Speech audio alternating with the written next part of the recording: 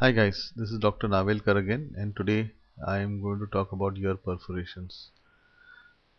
Before we go on to the perforations, I would like to introduce you to the anatomy of the ear. For this we get used to this diagram of the face. There is the nose here, which is almost a triangular structure, and as we go into the ear, there is this passage which leads into the eardrum. The eardrum actually is a circular structure. It's a sandwich of three layers, but if we were to turn it and see it on its side, it would look more like a rectangle, therefore depicted like this. Then there are a chain of three bones behind this eardrum. Now this chain of three bones is housed in the middle ear, and this middle ear is connected to the nose via a tube called the eustachian tube. And deep within this is the cochlea, which is the organ which converts mechanical energy to electrical currents. Before we go further about a few words about the eustachian tube. The eustachian tube, as you can see, is the tube which connects the nose to the ear, and it is via this tube that the air from the nose enters the ear. So this tube is closed; it periodically opens, and therefore it ensures that there is a good quantity of air behind the eardrum. Now this would ensure that when the sound waves hit against the eardrum, the eardrum vibrates optimally. This would cause these three bones to vibrate. Now these three bones, when they vibrate, they kind of amplify the sound, and when the third bone moves against this nerve, it converts this mechanical energy to electrical currents, and they are conveyed to the brain, where it is decoded and perceived as sound. So perforations of the eardrum are when there is a hole which forms in the eardrum. Now obviously when this forms, the eardrum will not be able to vibrate as well as it should, and this would cause a decrease in the capacity to hear. But remember, it is not that you will lose hearing completely, because the sound waves would still be able to travel deep in and move this bone. So the conversion of mechanical energy to electrical currents will still occur. So there is a fall in the ability to hear, or a decrease in hearing, and not total loss of hearing. Now this is the eardrum, and more anatomical as it looks. And then there is the hole which forms in the eardrum. Now depending on the cause of the hole being formed, the size usually varies. So basically ear perforations are due to three major causes. One is a direct injury, which could be because of impact of anything on the outer ear, which actually bursts the eardrum, because the eardrum is a very delicate structure. It could also be direct effect of earbuds on the eardrum.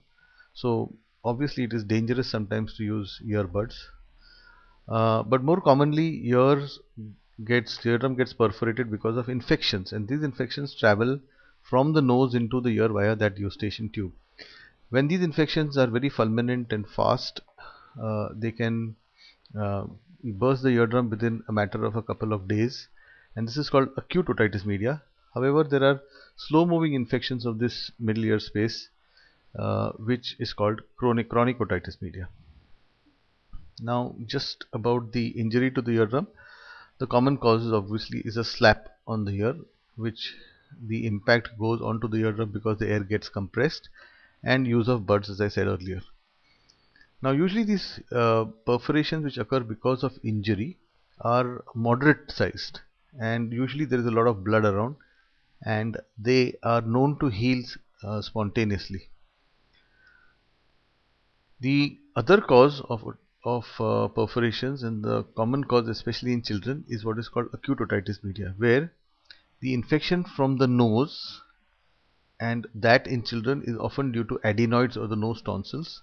This infection travels the route from the nose through the eustachian tube into the ear, and where the organisms being fulminant, they multiply rapidly to such an extent that they cause pus in the middle ear, which strains and pushes the eardrum, causes a lot of pain, and then the eardrum bursts, letting the pus escape.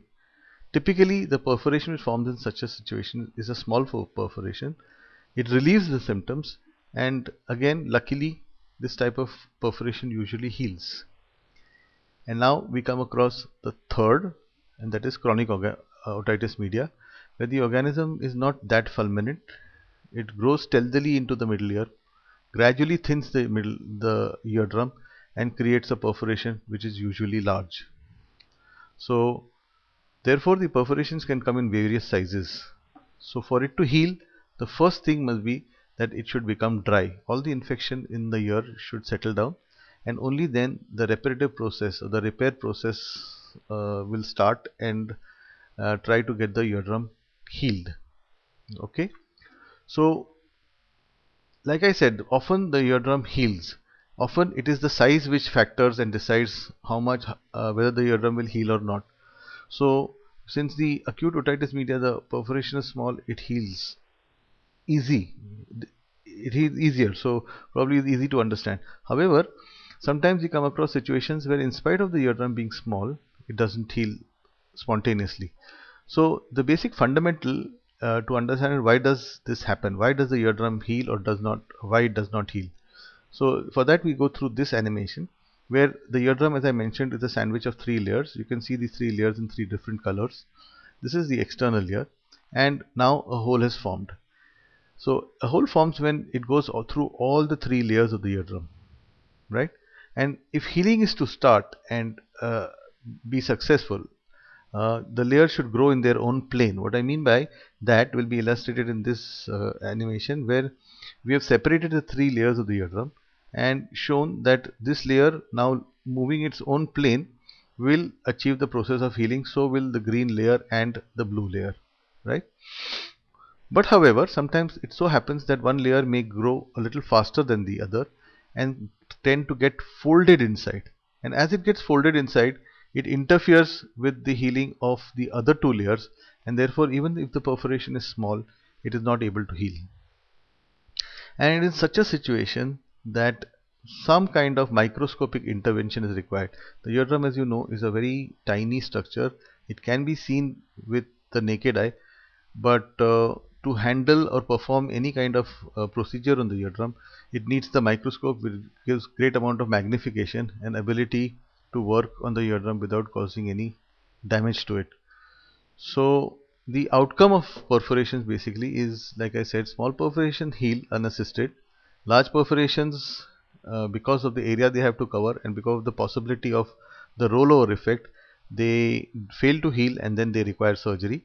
But it is the real challenge is the intermediate size perforation, which if dealt lackadaisically will behave like large perforations, because then they would probably need surgery.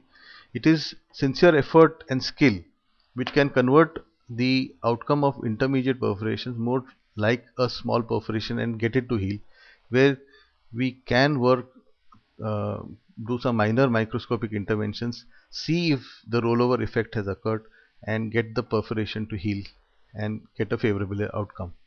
Right? So if you've been diagnosed as having a ear perforation and advised surgery, it would be certainly worthwhile having what we call a lotus consult.